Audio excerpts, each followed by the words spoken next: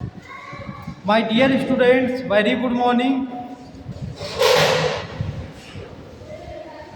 Class 12 physics में हमने आपको जो है मेरे बच्चों फर्स्ट चैप्टर का के जितने भी डेरिवेशंस हैं विथ थ्योरी करा दिया। अब हम लोग जो न्यूमेरिकल आज से स्टार्ट करेंगे।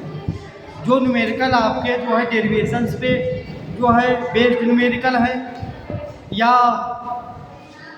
इलेक्ट्रिक डाइपोल मोमेंट पे बेस्ड न्यूमेरिकल है, या इंटेंसिटी ऑफ इलेक्ट्रिक फील्ड से रिलेटेड न्यूमेरिकल है, या आपको फाइंड आउट करने को कहा जा रहा है कि number of electrons find out करने को बोले जा रहे हैं। तो इन जो है टॉपिक से रिलेटेड आज हम न्यूमेरिकल करेंगे। या एक समान वैद्युत क्षेत्र में रखे वैद्युत द्विध्रुव पर लगने वाला बल जो टाउ है, तो tau is equal to P E sine theta. इसका वेक्टर फॉर्म होगा tau is equal to vector P cross vector E.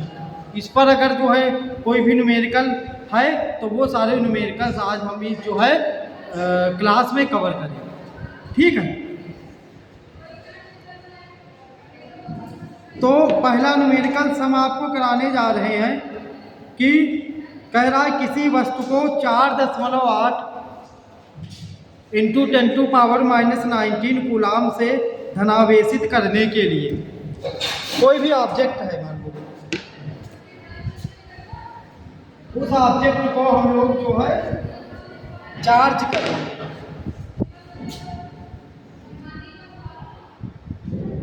Class 12 की फिजिक्स है आपकी यहाँ पे 12 न्यूमेरिकल्स है।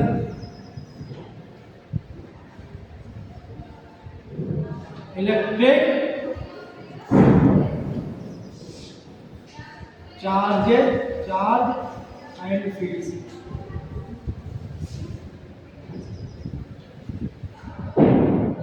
फर्स्ट न्यूमेरिकल है आपका कि हम देखेंगे ये कि किसी वस्तु को 4.8 इंटू 10⁻⁻19 कूलाम से धनावेशित करने के लिए एक ऑब्जेक्ट है, उसको हमको चार्ज करना है। किसी वस्तु को कोई भी ऑब्जेक्ट है, उस ऑब्जेक्ट को हमको चार्ज करना है।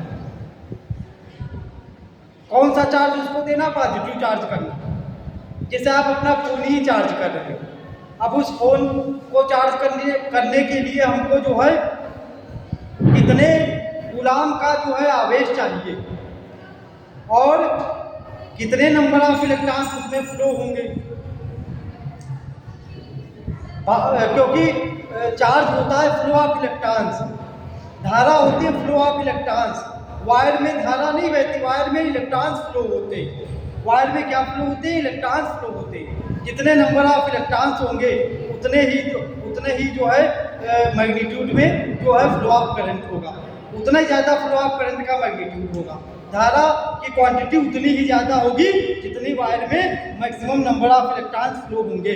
तो वायर में करंट नहीं फ्लो होती है, वायर में जो इलेक्ट्रॉन्स फ्लो होते हैं।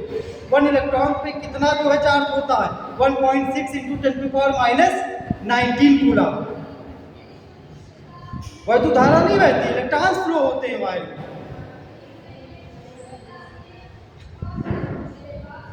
तो किसी भी ऑब्जेक्ट को हमको चार्ज करना, कितना चार्ज करना है? आपका फोन है, उसकी बैटरी को धनावेशित करना है, चार्ज करना है, ऋणावेशित नहीं करना है।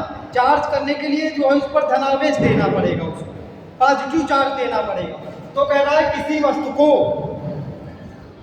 4.8 इंटू 10⁻⁻19 कूलाम से कितना चार्ज देना है? 4.8 इंटू 10⁻⁻19 कूलाम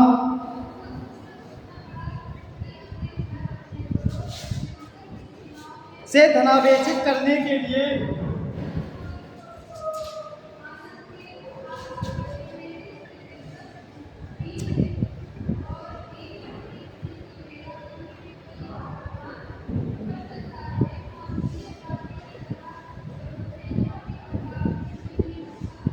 कितने इलेक्ट्रॉनों की आवश्यकता होगी? Number of flow electrons.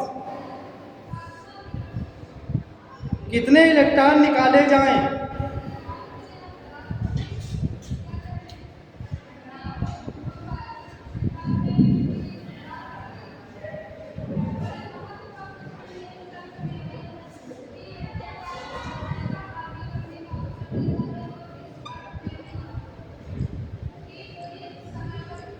मैं क्या आपको ये चीज समझाना चाह रहा हूं, मैंने कहा था न्यूमेरिकल से थ्योरी को भी समझा जा सकता है, लेकिन थोड़ा सा कठिन काम है, आपको अपने माइंड को थोड़ा सा एडवांस बनाना पड़ेगा।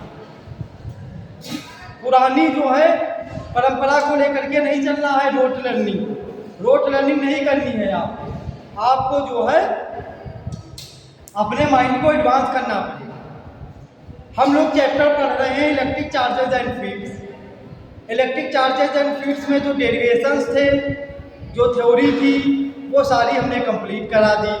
अब हम लोग करेंगे उस थ्योरी और डेरिवेशंस पे बेस्ड न्यूमेरिकल्स को, और न्यूमेरिकल से थ्योरी को और ब्रॉडली हम लोग एक्सप्लेन कर सकते हैं, अपने माइंड में समझ सकते हैं। जैसे क्वेश्चन आपका बहुत सिंपल क्वेश्चन हमने लिया कि किसी वस्तु को 4.8 × 10⁻⁻19 कूलाम से धनावेशित करने के लिए कितने इलेक्ट्रॉन की आवश्यकता होगी। अभी हमने बोला आपको जो है वायर में करंट नहीं बहती है, वायर में इलेक्ट्रॉन्स फ्लो होते हैं। जितने नंबर ऑफ इलेक्ट्रॉन्स ज़्यादा होंगे, धारा की क्वांटिटी जो है, करंट की क्वांटिटी उस जो है वायर में उतनी ही मात्रा में ज़्यादा फ्लो होगी। इसलिए करंट की मात्रा को बढ़ाने के लिए फ्लो ऑफ इलेक्ट्रॉन्स को आप बढ़ाओ, इलेक्ट्रॉनों की बौछार ज़्यादा डालो। और इस ऑब्जेक्ट को हमको 4.8 × 10⁻19 कूलाम तक आवेशित करना है।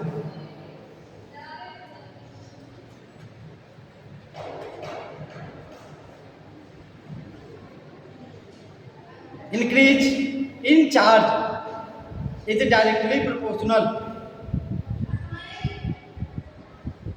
to flow of electrons। Charge की मात्रा उसी रेशियो में बढ़ेगी जिस रेशियो में हम फ्लो ऑफ इलेक्ट्रॉन्स को बढ़ाएंगे। कहने का मतलब है इंक्रीज इन चार्ज वो प्रोपोर्शनल होता है, समानुपाती होता है, डायरेक्ट प्रोपोर्शनल होता है फ्लो ऑफ इलेक्ट्रॉन्स के, कि कितनी मात्रा में फ्लो ऑफ इलेक्ट्रॉन्स जो है वो बढ़ के इंक्रीज हो रही है। तो हम नोट कर लेंगे हमको क्या दिया, कूलाम। हमने क्या कहा था, न्यूमेरिकल को आप बहुत आसानी से तोड़ सकते हैं। How you can solve numerical problem very easily, कोई दिक्कत नहीं है। सबसे अच्छा तरीका मैंने बताया था और मैं फिर से आपको बता रहा हूँ कि आप पहले न्यूमेरिकल को रीड कर लीजिए, फिर आप यूनिट देख लीजिए। यूनिट देखो, मैग्नीट्यूड बाद में देख लेना, न्यूमेरिक वैल्यू बाद में देख लेना। उस न्यूमेरिकल में जो यूनिट्स यूज हुई हैं न्यूमेरिक वैल्यू के साथ, वो जो है मात्रक देख लीजिए शिवांकी बेटा। तो मात्रक क्या है, कूलाम। कूलाम किसका मात्रक है, आवेश का। तो ये आपको किसकी वैल्यू दे रखी है, आवेश की। तो यहाँ पर स्टोर कर लीजिए, Q बराबर 4.8 × 10⁻⁻19 कूलाम। न्यूमेरिकल को आप बहुत आसानी से सॉल्व कर सकते हो। पहले सारी फिजिकल क्वांटिटी स्टोर कर लो। फिजिकल क्वांटिटी कैसे पहचानोगे, उनके मात्रकों से। तो न्यूमेरिक वैल्यू के साथ जो यूनिट दी है, जो मात्रक दिया हुआ है, वो आप न्यूमेरिक वैल्यू मत देखो। आप कैसे पहचानोगे कि हमको क्वेश्चन में कौन सी फिजिकल क्वांटिटी दी है शिवम बाबू, तो आप उनके मात्रक से पहचानोगे। मात्रक बता देगा कि ये भौतिक राशि है। इससे पहले हमने क्लास 11th में इसीलिए आपको मात्रक और मापन चैप्टर पढ़ाया था, उसमें यही बताया गया है कि मात्रक से डायमेंशन निकालना डायमेंशन से और मात्रकों से हम किसी भी भौतिक राशि का बहुत ही आसानी से पता लगा सकते हैं। वैसे तो नहीं पहचान पाओगे कि कूलाम जो है ये क्या दिया हुआ किसी वस्तु को 4.82 × 10⁻⁹ कूलाम। अगर आपको ये नहीं मालूम है या किसी स्टूडेंट्स को ये नहीं पता है कि कूलाम जो है वो चार्ज की यूनिट है, तो क्या वो जो है पता लगा पाएगा इस क्वेश्चन में कि यहाँ पर क्यों दिया हुआ? पता लगा पाएगा? नहीं पता लगा पाएगा। तो आपको केवल न्यूमेरिकल में आप उसके मात्रकों से ही उन भौतिक राशियों का पता लगा सकते हो, और जब तक भौतिक राशियों का पता आप नहीं लगा पाओगे तब तक आप जो है प्रत्येक जो है भौतिक राशि का मान नहीं जो है स्टोर कर पाओगे, और जब भौतिक राशि का मान नहीं स्टोर कर पाओगे तो भौतिक राशियों की एक भौतिक राशि की दूसरी भौतिक राशि के साथ संबंधता और जो है उनके बीच संबंध को कैसे जो है आप निकालोगे, कैसे पता लगाओगे। और जब संबंध नहीं पता होगा तो सूत्र अप्लाई नहीं कर पाओगे, और जब फार्मूला नहीं अप्लाई होगा तो कैसे मेरे प्यारे बच्चों आप जो है न्यूमेरिकल सॉल्व करोगे। तो न्यूमेरिकल सॉल्व करने का जो मैं बहुत ही ऑथेंटिक और बहुत ही विश्वसनीय और मज़ेदार आपको तरीका बता रहा हूँ, वो तरीका ये है मेरे क्लास 12 और नीट एग्जाम्स में जो इस बार बैठने वाले बच्चों कि आप न्यूमेरिकल को पहले पढ़ लीजिए, उसके बाद न्यूमेरिक वैल्यू के साथ जो मात्रक दिया हुआ है उस मात्रक को देख लो, और अपने जो है उस जो है मात्रक से पता लग जाएगा कि कौन सी भौतिक राशि है। उस भौतिक राशि को जिस अल्फ़ाबेट से जिस अक्षर से प्रदर्शित किया जाता है उस अक्षर के बराबर उस अल्फ़ाबेट के इक्वल में उसका अंकित मान और मात्रक नोट कर लीजिए। तो ये पता चल गया कि कूलाम आवेश का मात्रक है, इसीलिए कि आगे धनावेशित करने के लिए अभी मैंने एक पॉइंट बताया कि वायर में जो है धारा नहीं बहती है, वायर में इलेक्ट्रॉन्स बहते हैं। धारा है ये flow of electrons, rate of flow of electrons is called current.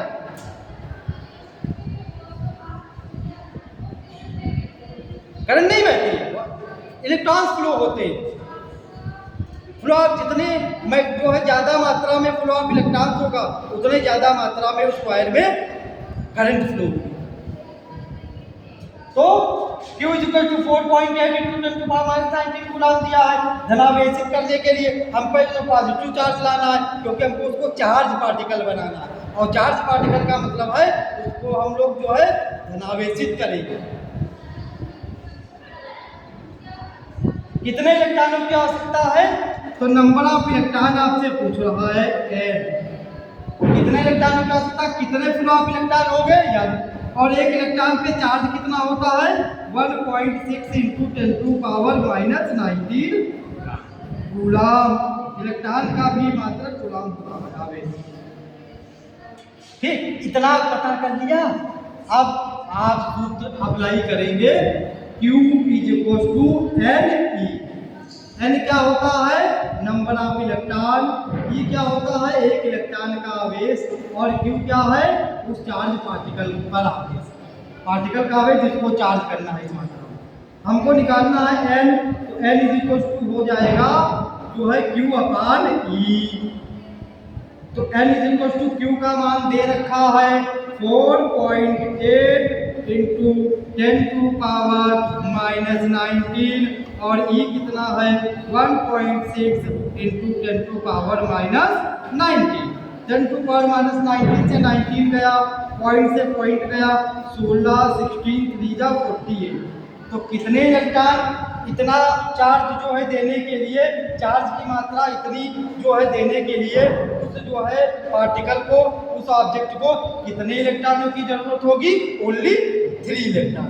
समझ गए ना शिवांगी? कितने इलेक्ट्रॉन की जरूरत होगी? नंबर ऑफ इलेक्ट्रॉन की। यही आपका आंसर है। बताओ कितने बच्चों को ये क्वेश्चन नहीं समझ में आया? आ गया? किसी को कोई डाउट है? दिक्कत तो नहीं हो रही?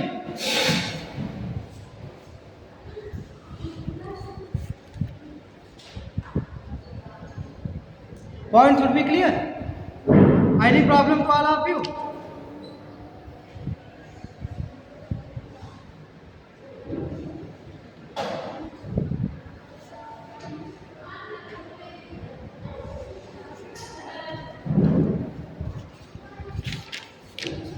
एक और क्वेश्चन हम आपको करा दें, नोट कर लीजिए।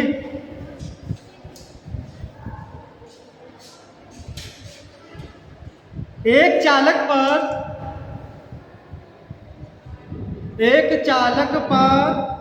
एक कूलाम ऋण आवेश है। आवेश दो ही प्रकृति का होता है, धनात्मक आवेश और ऋणात्मक आवेश। तो या तो चालक पर धन आवेश होगा या चालक पर ऋण आवेश है। ऋण आवेश है।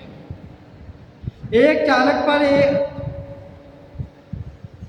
1.0 कूलाम का ऋण आवेश है। इस पर सामान्य अवस्था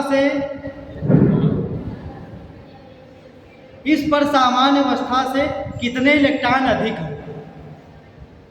ऋण आवेश चालक पे तभी होगा जब वह चालक किसी दूसरे चालक से इलेक्ट्रॉन लेगा।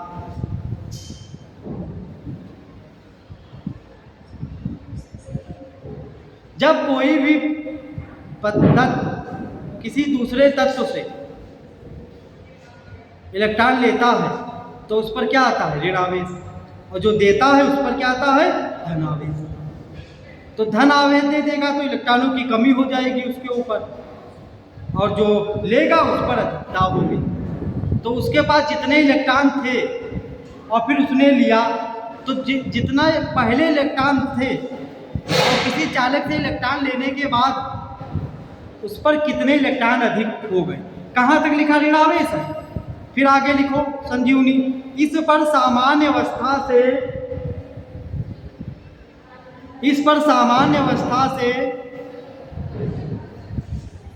कितने इलेक्ट्रॉन अधिक हैं? इस पर सामान्य अवस्था से कितने इलेक्ट्रॉन अधिक हैं?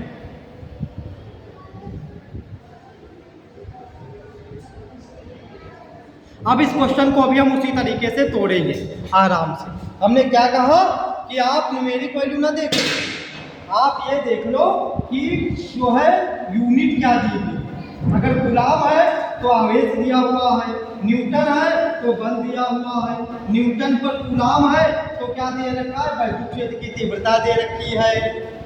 न्यूटन मीटर है तो गुलाम मीटर है तो वैद्युत द्विध्रुव का जो है आघूर्ण दे रखा है। ऐसा ही आप नोट कर लोगे। कूलाम मीटर दे रखा है तो पी दे रखा है। न्यूटन पर कूलाम है तो क्या दे रखा है? वैद्युत क्षेत्र की तीव्रता दे रखी है। केवल कूलाम है तो आवेश दे रखा है। केवल न्यूटन है तो बल दे रखा है। और न्यूटन पर कूलाम है तो इंटेंसिटी ऑफ इलेक्ट्रिक फील्ड होती है।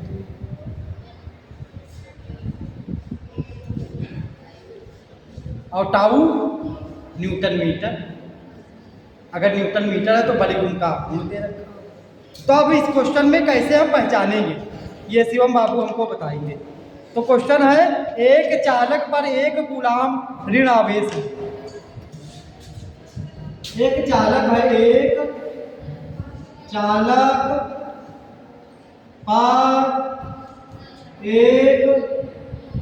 कूलाम ऋण आवेश है। एक चालक पर एक कूलाम ऋण आवेश है। Very good. आगे पढ़िए क्या कह रहा है। इस पर सामान्य अवस्था से जब कोई चालक किसी दूसरे चालक से इलेक्ट्रॉन लेता है तो उस पर ऋण आवेश आता है, और जो देता है डोनर होता है उस पर धन आवेश आता है। जब उसने दूसरे चालक से इलेक्ट्रॉन ले लिए तो उस पर पहले से कुछ ज़्यादा इलेक्ट्रॉन आ जाएंगे। इसीलिए ऋण आवेश, जो चालक पर ऋण आवेश होगा उस चालक में इलेक्ट्रॉनों की अधिकता होती है। और जिस चालक पर धन आवेश होता है, धन आवेश तभी आता है क्योंकि वह चालक किसी दूसरे चालक को इलेक्ट्रॉन देता है, इसीलिए उसके ऊपर धन आवेश आता है। इसीलिए मेरे प्यारे बच्चों, उस पर इलेक्ट्रॉन की कमी शो होती है, कभी दिखाई देती है। तो एक चालक पर एक कूलाम ऋण आवेश है। Very good. इस पर सामान्य अवस्था से कितने इलेक्ट्रॉन अधिक हैं पहले से? तो शिवम बेटा इस पर सामान्य अंकित करा जाएंगे, शायद आएगा। हाँ सर आएंगे। और संपर्क कर लेना फोन से। उसके बाद फोन नहीं।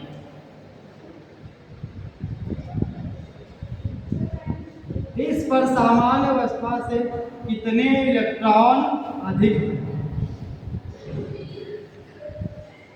बस वहीं आप देख लो, ये भी सेम पिछले की तरह क्वेश्चन है।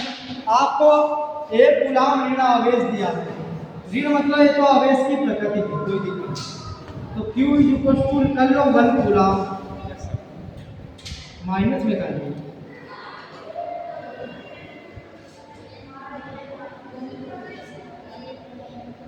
ये ऋणात्मक प्रकृति है। इस पर सामान्य अवस्था से कितने इलेक्ट्रॉन, नंबर ऑफ इलेक्ट्रॉन निकालना है N, N is equal to निकालना है। और एक इलेक्ट्रॉन पर चार्ज कितना होगा 1.6 into 10 two power minus 19। Formula वही रहेगा मेरे प्यारे प्यारे बच्चों, N is equal to Q upon E। Hello बच्चों, तो Q क्या हो जाएगा 1 upon 1.6 into 10 two power minus 19। इसको ऊपर ले आओ सॉल्व, और ये पॉइंट हटा के यहाँ पे ये कर दो और इसको ऊपर ले आओ। ठीक, तुम्हें सॉल्व करने का तरीका बताते हैं। नंबर ऑफ इलेक्ट्रॉन हमेशा जो है गिनतियों में होंगे और माइनस नहीं रह जाएगा पावर में, क्योंकि वो मैग्नीट्यूड को फुली मैग्नीट्यूड बताएगा, पूरा मैग्नीट्यूड। तो N इज इक्वल टू आएगा 10 अपान 16, और ये ऊपर लाओगे तो पावर जो है माइनस की और अंश में आने पे प्लस हो जाएगा 10 की पावर 19। तो 2 पंचे 10 और 2 अट्ठे 16, तो बचा तुम्हारा 5 अपान 8 इंटू 10 टू पावर 19। 8 को 5 से डिवाइड करिए, पॉइंट लगाओ, 0 बढ़ाओ, 8 छंग 48, 2 बचा, फिर 0 बढ़ाओ, 8 दूनी 16, 4 बचा, 8 पंचे 40। तो तुमको क्या मिलेगा Sanjeevani Shivanki 0.625 into 10 two power 0.625 into 10 two power 19 मिलेगा। इस पॉइंट को पूरा हटा के पूरा 625 ले आओ, क्योंकि कंप्लीट नंबर में हमको पता होना चाहिए 1 किलोग्राम है 2 किलोग्राम है। ये तो है ना कि पॉइंट में जो है कोई चीज़ आप खरीदोगे जाकर के, नहीं, तो कंप्लीट नंबर पता होना चाहिए। इस डेसिमल को आपको इधर लाना पड़ेगा, 3 नंबर्स के बाद आपको डेसिमल इधर लाना पड़ेगा, या फिर हम 1 नंबर के बाद डेसिमल ला सकते हैं। तो ये आ जाएगा 6.25 और इंटू, और दाहिने तरफ एक जितने संख्याओं के बाद दशमलव आएगा उतनी पावर कम कर दोगे, उतनी पावर यहाँ कम कर दोगे। एक जो है नंबर के बाद पॉइंट आया है यहाँ पर, इसीलिए इसमें से एक पावर कम हो जाएगी। ये तरीका होता है। बाएं साइड तरफ पॉइंट ले जाने पर जितने नंबर के बाद जो है पॉइंट ले जाओगे तो पावर बढ़ती है, और दाहिने तरफ पॉइंट लाने पर पावर घटती है। बाएं तरफ लाने पे पावर बढ़ेगी, दाहिने तरफ लाने पर पावर में जो है कमी आएगी। तो ये आ जाएगा 6.25 इंटू 10 टू पावर 18। ये आपका फाइनल आंसर हो जाएगा। तो बेटा हमने आपको जो है ये 2 न्यूमेरिकल्स अच्छे तरीके से करवा दिए।